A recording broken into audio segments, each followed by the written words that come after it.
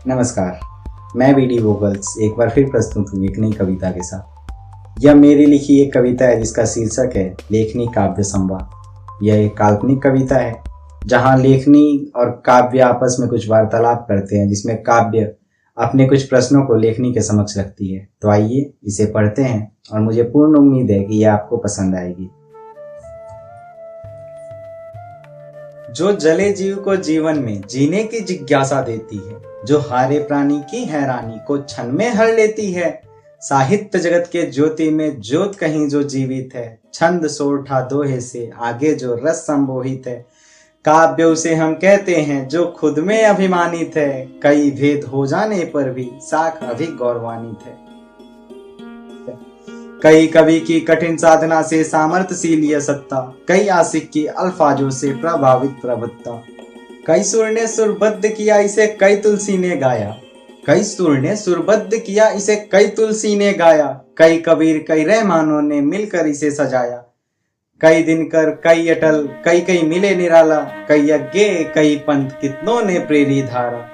कई कवि की कई कल्पना कोई नहीं कह पाया, कितने ही कठिन कर्म पर सर्वस होम कर ढाया, कितने वर्मा कितने बच्चन कितनों के नाम बतलाऊं, 10-5 हैं जो जिज्ञासा से जीव सभी गिनवाऊं। तू जो तुर्कवादी तुर्क कर चीर रहा मम चीर, क्यों लेखनी के लेखों से देता मुझे लिपि,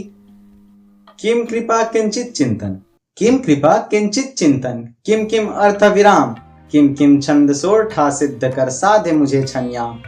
लेखनी क्यों ना होती रुष्ट, किस किस्म करूं मैं कर बदयुक्त, कर दे मुझ पे यह उपकार, छोड़ सोसामम चीर चित्कार,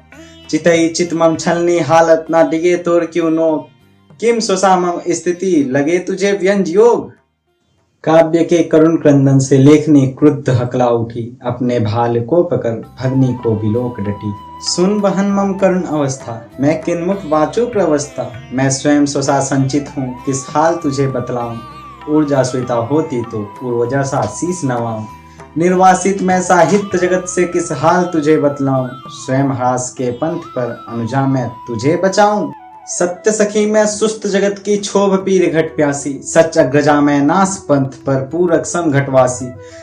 सत्य में हर हाल तेरी हुई अग्रजा बन बनवासी, लहजा और मूढ़ता स्वसा है तेरे अपराधी, लहजा को अपराधी बोल मूढ़ता पर निज मति छोड़, लेखनी चली हतप्रभ अंजाम, काव्य क्रंदन से व्याकुल विराम, काव्य क्रंदन से व्याकुल विराम।